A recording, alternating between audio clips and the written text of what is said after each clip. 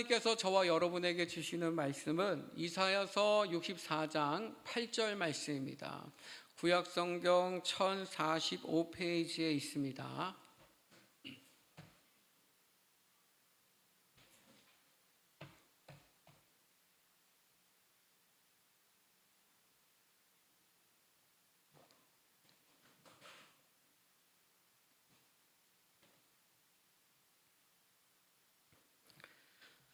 이사야서 64장 8절 말씀, 우리 다 같이 믿음으로 합독합니다. 시작. 그러나 여호와여, 이제 주는 우리 아버지시니이다. 우리는 진흙이요 주는 토기장이시니 우리는 다 주의 손으로 지으신 것이니이다. 아멘.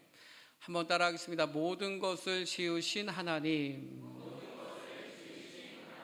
우리 옆 사람에게 인사합시다. 모든 것을 지으신 하나님이십니다.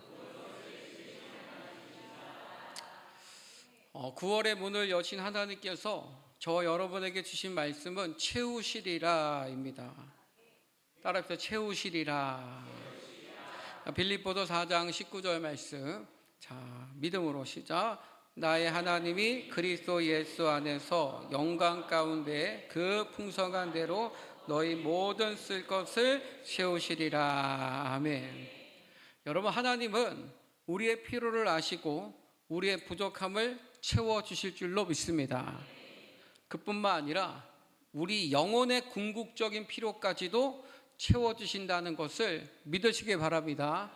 그러니 오늘 여러분의 지친 몸과 영혼이 하나님으로 회복되는 복된 주일이 되기를 주님의 이름으로 축복합니다. 몇 살에 인사합시다. 하나님이 채우십니다. 인사합시다. 먼저 여러분은 하나님께서 너희 모든 쓸 것을 채우신다라고 하신 이 하나님의 마음을 아셔야 돼요. 그건 우리를 사랑하시기 때문입니다. 하나님이 너희 모든 쓸 것을 채우시는 건 하나님은 여러분을 사랑하시기 때문입니다. 하나님은 우리를 지으셨는데 사랑으로 지으셨어요.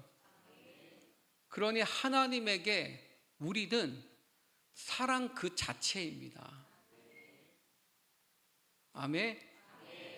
뭘 잘해서가 아니고요, 뭘 기대해서가 아니고요, 우리 사랑으로 지으셨기 때문에 우리는 그냥 사랑인 거예요.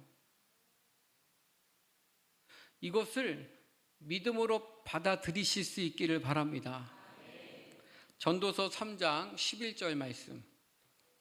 자, 믿음으로 시작. 하나님이 모든 것을 지으시되 때를 따라 아름답게 하셨고 또 사람들에게는 영원을 사모하는 마음을 주셨느니라. 그러나 하나님이 하시는 일의 시종을 사람으로 측량할 수 없게 하셨도다. 아멘. 따라하시다. 모든 것을 지으신 하나님. 모든 것을 지으셨다. 이 원어의 뜻은요, 하나님이 모든 것을 행하셨다라는 의미입니다. 왜냐하면 지으셨다면 반드시 섭리가 있기 때문입니다. 그러므로 지으셨다와 행하셨다라는 말이 원어적으로는 동의어라는 이해를 가지고 모든 것을 지으신 하나님에 대해서 오늘 시간 좀 말씀을 나누려고 해요. 먼저 오늘 본문의 배경을 살펴본다면 바벨론으로부터 예루살렘과 예루살렘 성전이 파괴된 가운데 하나님이 아무런 조치를 취하시지 않는 안타까운 상황에 대한 탄식과 소망의 기도가 담겨져 있는 말씀이에요. 이 말씀을 우리에게 적용해 본다면 한 주간 많은 일들을 해야 했고 또 계속되는 많은 어려움과 힘듦을 겪어야 했을 성도들도 있을 텐데 그 상황 속에서 하나님의 보호하심과 도우심이 느껴지지 않더라는 거죠. 지난주에는 집사님 한 분이 전화가 오셔가지고 오랫동안 해결되지 않는 문제 때문에 기다리던 이 시간이 너무 힘들다고 하시면서 눈물을 흘리시는데 마음이 너무 아프고 안타까운 거예요.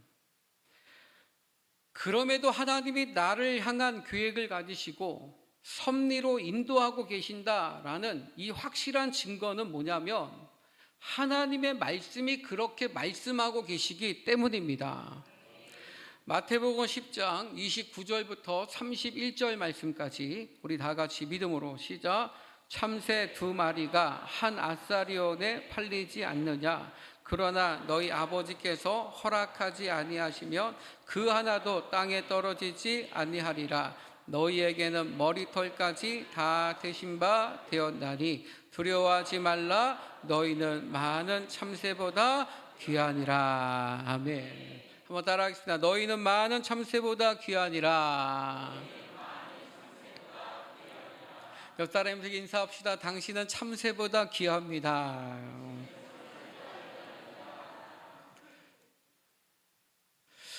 참새보다 귀하다. 이 말씀에 보면 참새 한 마리의 죽음까지도 하나님의 계획과 섭리에 포함되어져 있다라는 거죠.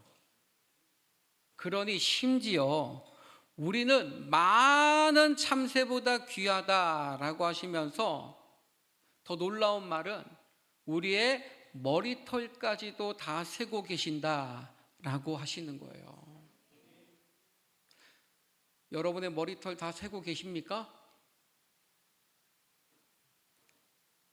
우린 우리의 머리털이 몇 개인지 알 수 없어요. 나도 모르는 그걸, 나도 신경 쓰지 않는 그걸, 나도 별로 대수롭지 않게 생각하는 그걸 하나님은 세고 계신다고요. 머리털까지 세시는 그 하나님은 우리를 향해서 사랑이기 때문입니다. 우리가 얼마나 귀한지 머리털까지 세신다고요. 이 머리털도 귀하다 말입니다. 할렐루야. 얼마나 귀한 말씀이에요. 그러니 우리의 삶은 하나님의 계획과 뜻 가운데 섭리로 이끄시고 인도하고 계신다라는 것을 여러분 확실히 믿으시기 바랍니다. 나의 삶이 하나님의 계획 가운데 있다면 사는 것도 죽는 것도 하나님의 계획 안에 섭리 안에 있다는 것 또한 믿으시기 바랍니다. 내가 이해하거나 설명할 수 없는 죽음이라 할지라도 말입니다. 오늘 본문은 우리에게 이렇게 말씀하시죠. 이사야서 64장 8절 우리 다 같이 믿음으로 시작. 그러나 여호와여 이제 주는 우리 아버지시니이다.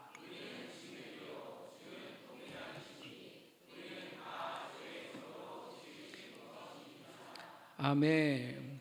우리는 다 누구의 손으로? 누구의 손으로? 주의 손으로 지으신 것이니이다. 우리는 다 주님의 손으로 지은 바 된 사람들인 줄로 믿습니다. 옆 사람에게 한번 인사합시다. 하나님이 당신을 만드셨습니다. 인사합시다.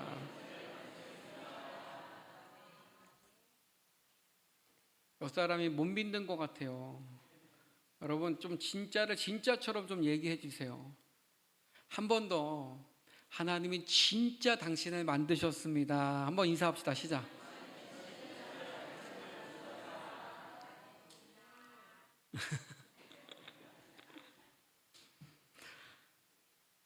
예레미야에서도요 하나님을 토기장이로 비유하신 말씀이 나와요. 예레미야 18장 4절 말씀. 자, 믿음으로 시작. 진흙으로 만든 그릇이 토기장의 손에서 터짐에 그가 그것으로 자기 의견에 좋은 대로 다른 그릇을 만들더라. 아멘.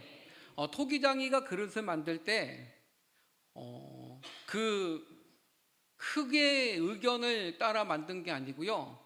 토기장이 마음대로 만들었다고 하시는 거예요. 토기장이 생각대로, 토기장이 뜻대로, 토기장이 계획대로. 아멘? 따라하시면 토기장이 생각대로.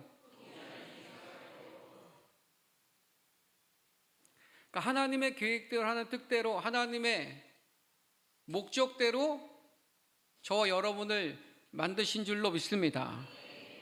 그런데 문제는 뭐냐면 내 생각과 우리를 지으시고 만드신 하나님의 생각이 같으면 괜찮은데 성경은요, 나의 생각과 하나님의 생각이 다르다라는 것을 말씀하고 있어요. 자, 이사야 55장 8절로 9절입니다. 자, 믿음으로 시작. 이는 내 생각이 너희의 생각과 다르며 내 길은 너희의 길과 다름이니라. 여호와의 말씀이니라. 이는 하늘이 땅보다 높음같이 내 생각은 너희의 생각보다 높음이니라. 아멘.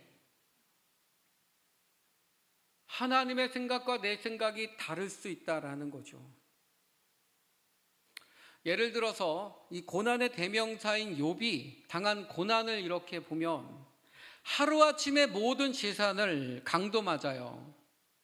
하루아침에 10자녀를 잃어버려요. 하루아침에 건강마저 잃어버려요.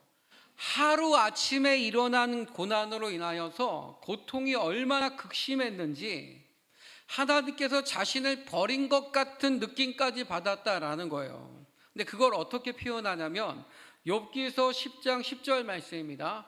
자, 믿음으로 시작. 주께서 나를 젖과 같이 쏟으셨으며 엉긴 젖처럼 엉기게 하지 아니하셨나이까. 아멘. 자, 본문에서 엉긴 젖처럼 엉기게 하지 아니하셨나이까, 이 말이 무슨 말이냐면 고대 근동 지역에서는 우유를 이렇게 저어가지고 버터를 만들거나 산을 넣어가지고 단백질을 엉겨가지고 치즈를 만드는 이 과정이 매우 익숙했어요. 욥은 유목민이었기 때문에 그것을 생각하면서 욥은 자신을 젖으로 비유하는 거예요. 우유로 비유하는 거예요. 그래서 처음에는 지금 자기에게 찾아온 이 고난도 하나님의 섭리 아래 있으니, 하나님의 뜻 안에 있으니, 하나님의 계획 안에 있으니 고난도 유익이 될 수 있다라는 것을 머리로 이해하고 있었어요. 알고 있었어요. 그런데 시간이 조금 지나다 보니까 내 생각과 좀 다른 거죠. 하나님께서 이 고난을 통해서 자신을 이렇게 계속 좀 저어서 엉기게 해서 버터 만드실 줄 알았어요. 그런데 하나님께서 나를 이렇게 잘 저으시더니 엉긴 젖처럼 엉겨서 버터를 만드시는 게 아니라 나를 버려버렸단 말이에요.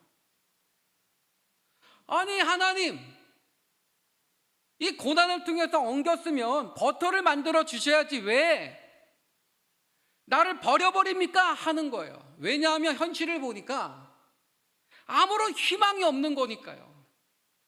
아무런 소망이 없는 거예요. 뭔가 좀 나아져야 되는데, 뭔가 나아질 기미가 보여야 되는데, 뭔가 좀 좋아질 것에 대한 자그마한 소망이라도 희망이라도 있어야 되는데 아무것도 없는 거예요. 뭘 기대할 만한 게 하나도 없는 거죠. 그러니까 하나님이 나를 버렸다라고 하는 거죠. 버림받은 것 같은 느낌을 받은 거예요. 그러니 정말 하나님의 계획 가운데 있는 게 맞습니까? 내가 지금 하나님의 섭리 가운데 있는 게 맞습니까? 하나님의 뜻 가운데 있는 게 맞습니까? 라고 하는 거죠. 그런데 여러분, 놀라운 건 이거예요. 이 고난의 과정 속에서 조금 더 시간이 쭉 지나가다 보니까 깨달아지는 게 있다라는 거예요. 깨달아지는 게. 그게 뭐냐면 욥기서 23장 10절 말씀입니다. 자, 믿음으로 시작. 그러나 내가 가는 길을 그가 아시나니 그가 나를 단련하신 후에는 나오리라. 아멘. 자, 욥기서 10장에서는 하나님이 자기를 우유로 비유하면서 하나님이 나를 버터 만드실 줄 알았다라고 생각했어요. 그런데 23장 가서 보니까, 시간이 좀 흐르고 보니까 하나님이 나를 버터 만드시려고 고난을 허락하신 게 아니라 순금 만드시는 게 목적이라는 것을 깨닫게 되었다라는 거죠. 그러니까 욥도 처음에 이걸 몰랐던 거예요. 우리도 마찬가지죠. 우리도 나를 우유라고 본다면, 우유로 생각한다면, 우리 수준으로 보면 잘 저어가지고 버터 만드신다고 생각할 수 있어요. 좀 더 똑똑하다 그러면 치즈 만드시는 것까지는 생각할 수 있어요. 그런데 하나님은 우리와 같지 않다고 했잖아요. 우리의 생각과 같지 않다고 했잖아요. 내 뜻보다 높고 내 생각보다 깊고 넓다고 말씀하셨잖아요. 그러니까 우리는 상상도 못하는 순금 만드신다라는 거예요. 여러분, 어떻게 우유가 순금됩니까? 말도 안 되잖아요. 욥은 자신을 우유로만 보는 거예요. 왜냐하면 그가 살아온 환경이 유목민이었으니까요. 유목민은 우유에서 버터에서 치즈 정도로밖에는 모릅니다. 그게 욥의 한계예요. 그게 내가 살아온 환경이고, 그거 내가 살아온 상황이고, 나의 지식이니까요. 나의 경험이니까요. 이것만 보는 거예요. 이것만 생각하는 거죠. 그런데 하나님은 아니라는 거예요. 내가 너 순금 만들겠다라는 거죠. 그러므로 여러분을 향한 하나님의 계획은 상상할 수가 없어요. 우유와 같은 나를 버터나 끼케야 치즈밖에는 기대할 수 없는 나를 내가 생각하는 나보다 더 잘 아시는 나의 머리털까지도 세고 계신 그 하나님께서 나를 순금 만드신다라는 것을 믿으시기 바랍니다. 아멘. 따라하겠습니다. 내 생각과 하나님의 생각은 다르다. 여러분은 우유 정도가 아닙니다. 여러분을 단련하여 순금 만드실 겁니다. 우리 역사 인사합시다. 당신은 우유가 아닙니다. 성경대로 표현합시다. 당신은 젖이 아닙니다.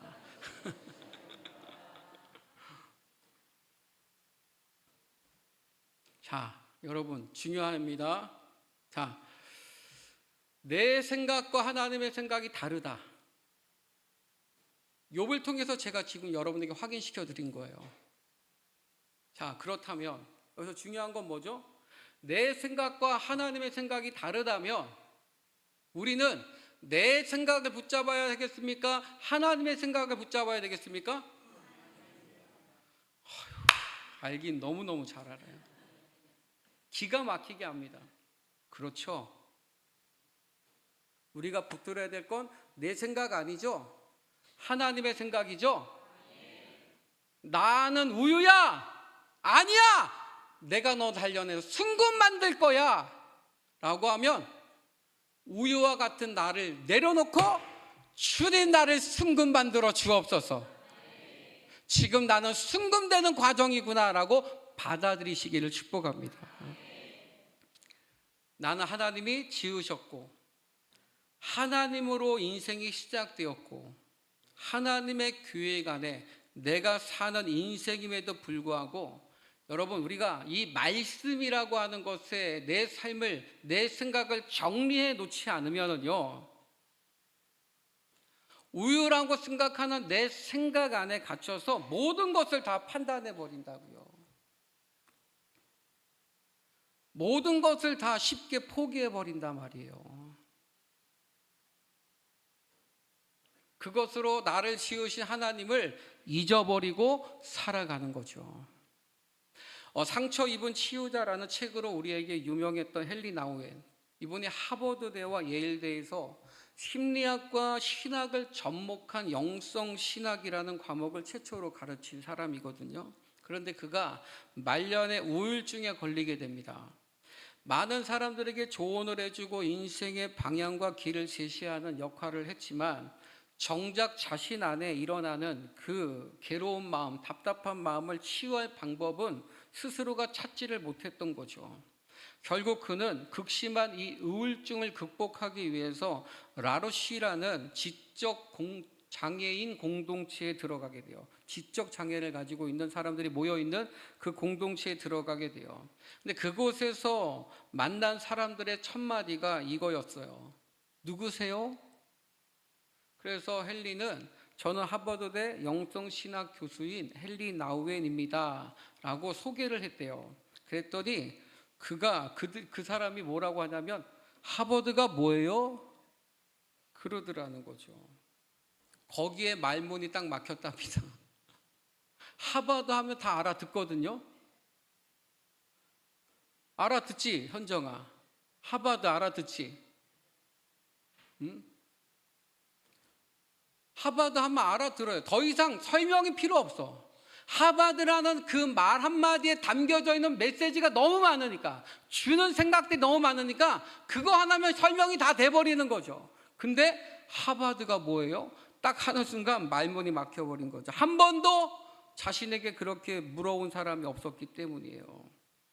그걸로 정신적인 충격을 받은 그는 그날 밤에 일기를 이렇게 적어요. 나는 오늘 이곳에서 낯선 경험을 했다. 최고의 대학에서 최고의 교수로 인정받던 나를 이 사람들은 모르고 있다. 내가 이룬 업적의 가치가 얼마나 대단한 것인지도 모르고 있다. 나를 오직 헨리로 대할 뿐이다. 나는 깨달았다. 그들이 나를 대하는 방식이 바로 하나님이 인간을 대하는 방식과 가장 유사하다는 것을 말이다. 헨리 나우에는 하버드 교수로 불릴 때 우울증 알았어요. 그러나 헨리 나우엔으로 불리는 순간 마음의 위로와 평안을 얻게 되었다라는 겁니다. 여러분, 아이들은 보고 듣고 하는 것으로만 말합니다. 그러나 점차 크면서 보이지 않는 것을 배우기 시작하죠. 하나님께서도 보이는 것은 보이지 않는 것으로 나타난 것이라고 말씀하고 있어요. 그러니 보이는 것보다 보이지 않는 것이 훨씬 중요합니다.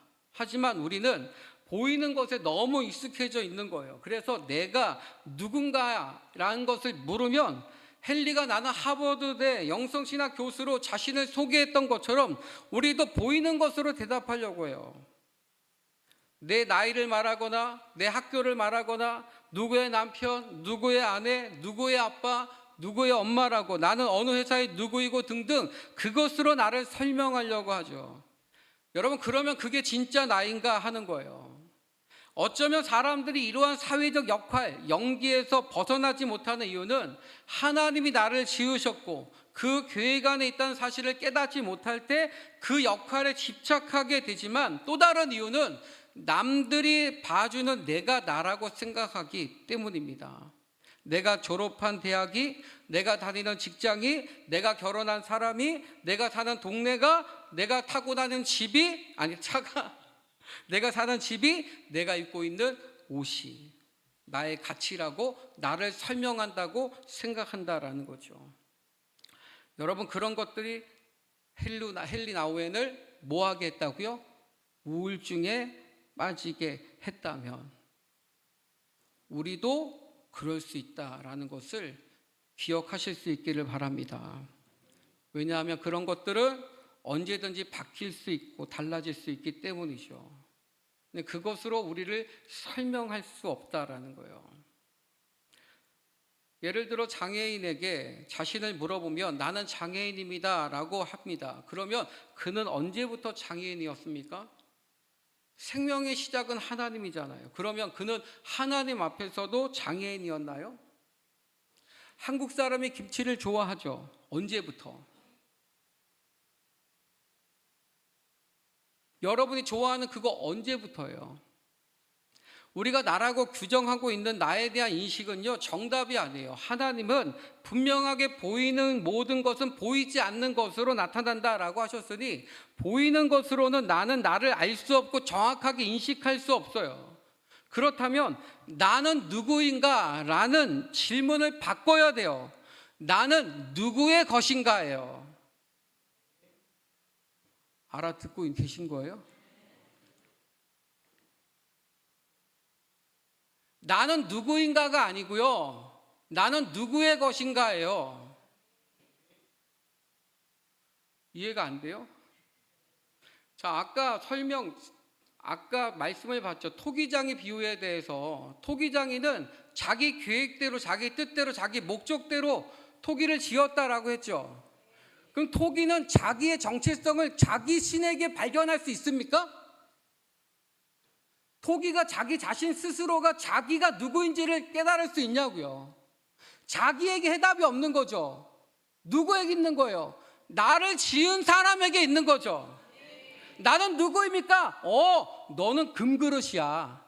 나는 무엇입니까? 너는 은그릇이야. 토기 장애를 통해서 나를 발견할 수 있는 거잖아요. 나를 지으신 이가 하나님이시면 그러면 우리의 정체성은 누구로부터 와야 됩니까? 하나님으로부터 와야 되죠. 그러니까 나는 누구입니까를 묻지 말고 나는 누구의 것입니까? 라는 것을 물어야 된다고요. 이해가 되십니까? 아까보다 표정이 조금 낮았어요. 자, 여러분 이건 정말 중요합니다. 나는 누구인가를 자꾸 내 안에서 찾으려고 하지 마세요. 그러면 우리는 계속해서 보이는 것으로 나를 설명하려고 해요. 그것이 나라고 자꾸 규정한단 말이에요. 그건 나 아니에요. 그건 바뀌니까요. 나는 누구의 것인가? 입니다. 그 질문에 대한 대답을 오늘 본문 말씀이 정확하게 하고 있잖아요. 이사야서 64장 8절 말씀. 자, 믿음으로 시작. 그러나 여호와여, 주는 토기장이시니 우리는 다 주의 손으로 지으신 것이니이다. 아멘. 그러니까 나는 하나님께서 지으시고 만드신 귀한 나인 줄로 믿습니다. 우리 옆사람이 한 번 더 있습니다. 하나님이 당신을 만드셨습니다. 한 번 더, 하나님이 당신을 지으셨습니다. 이게 얼마나 중요한 생각인지 아십니까? 이게 분명해야 돼요. 이게 확실하게 깨달아져야 돼요. 내가 이 땅에서 맡고 있는 역할을 잘 하지 못한다고 해서 나의 가치는 변하지 않아요. 하나님이 지으셨기 때문에요. 이해되시면 아멘. 가치가 달라지지 않는다니까요. 자, 여러분 돈 좋아하시죠? 제가 돈으로 설명을 드릴게요. 돈이 여기 있습니다. 근데 누군가가 이 돈을 이렇게 구기는 거예요. 자, 구겨요. 자, 구겼어요?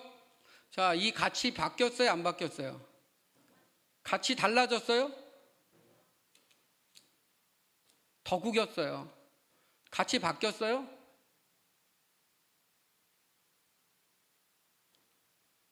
죄송해요. 더러운 게 묻었어요. 가치 바뀌었어요?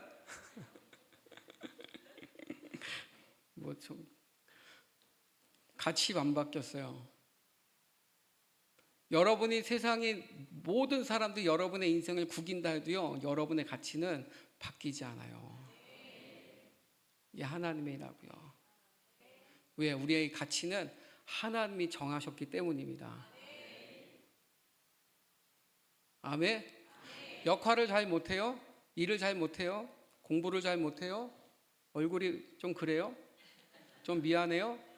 괜찮아요. 가치는 뭐하지 않으니까, 바뀌지 않으니까요. 사람들은 구겨진 거에 대해서 이렇다 저렇다 말하죠. 그렇다고 여러분의 가치는 바뀌지 않는다니까요.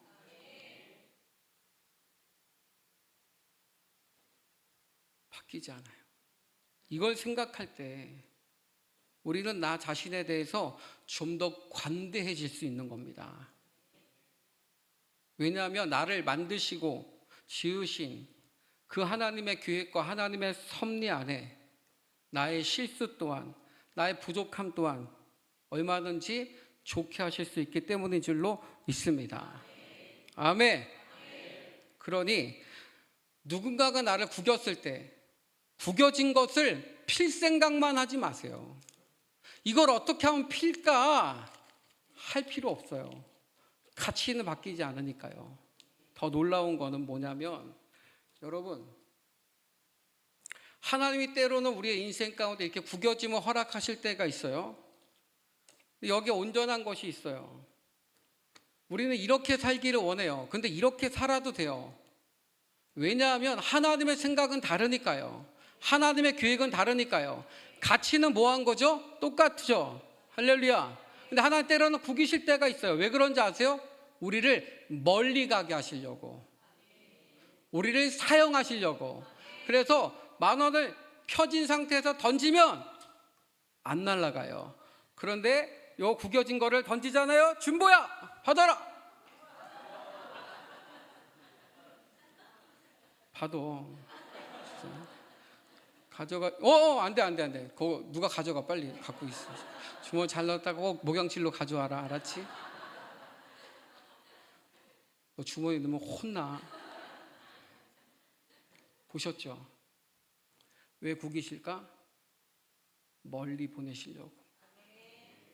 그러니까 구겨졌다고 여러분의 가치나 여러분의 인생이 달라진 건 아닙니다. 오히려 그걸 통해서 여러분의 인생을 더 멀리 가게 하시고, 구겨질 때 우리는 더 단단해지는 거예요. 그걸 정금, 순금이라고 하는 겁니다. 이해되시면 아멘. 역시 돈으로 설명해야 잘 알아들으시는 것 같아요. 자, 말씀을 정리합니다. 사랑하는 성도 여러분, 지금 여러분의 삶이 어떤지 저는 다 알 수 없어요.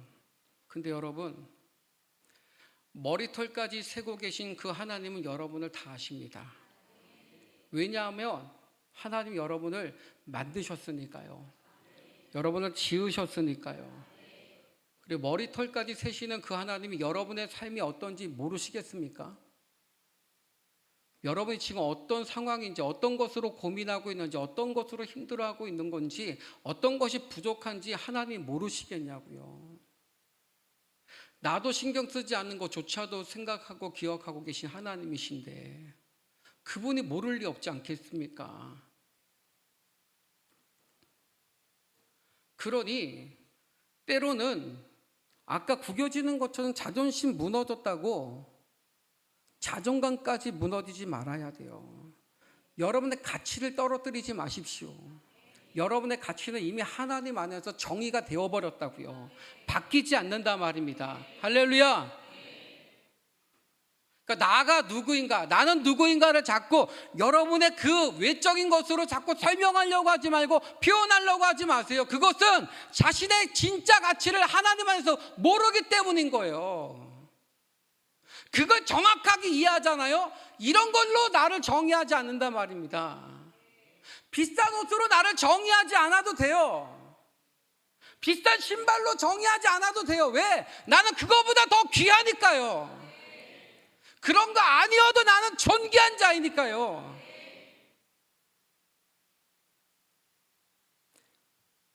여러분이 어떤 처지에 있든지 여러분을 하나님이 지으셨고 머리털까지 세시면서 섭리로 이끄시고 인도하신다는 것은 변하지 않는 사실이고 진리임을 믿으시기 바랍니다. 여러분, 하나님은 여러분이 어떤 브랜드 있는 것을 입기보다는 여러분 자체가 브랜드가 되기를 원하시는 줄로 믿습니다. 성도는 나를 만드신 하나님으로 규정할 때 나를 가장 빛이 나는 거예요. 한 주간 여러분이 해왔던 역할들 이 시간만큼은 좀 내려놓고 나를 지으시고 만드신 귀한 나라는 이 생각으로 여러분의 가슴과 생각을 채우실 수 있기를 축복합니다. 하나님 우리를 지으시고 만드셨기 때문에 그분은 우리의 모든 쓸 것을 채우시는 겁니다. 아멘.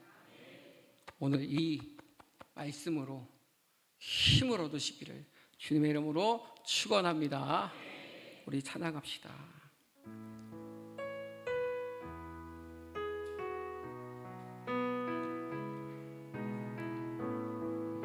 우리 자신을 향해서 찬양합시다. 하나님을 생각하면서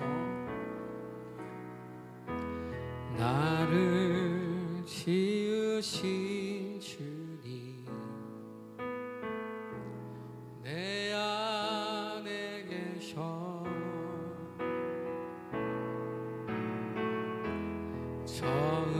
처음부터 내 삶은 그의 손에 있었죠. 내 이름 아시죠. 내 모든 생각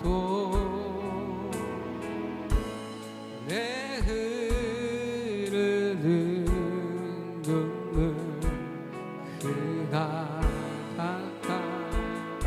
닦아주셨죠. 그는 내 아버지, 그는 내 아버지. 난 그의 소유, 난 그의 소유.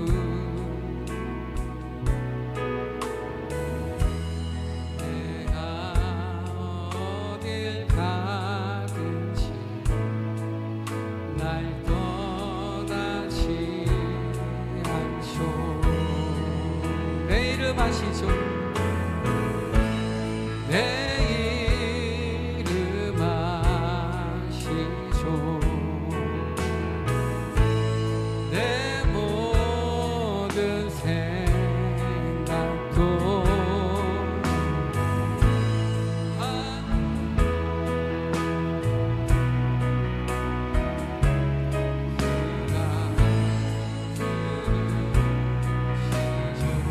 내 이름 아시죠?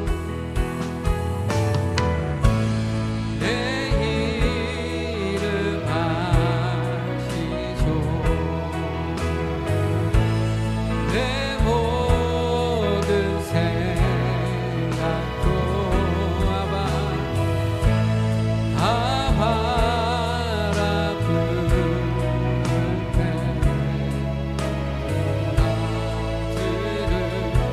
들으시죠. 여러분 눈을 감고 기도합시다.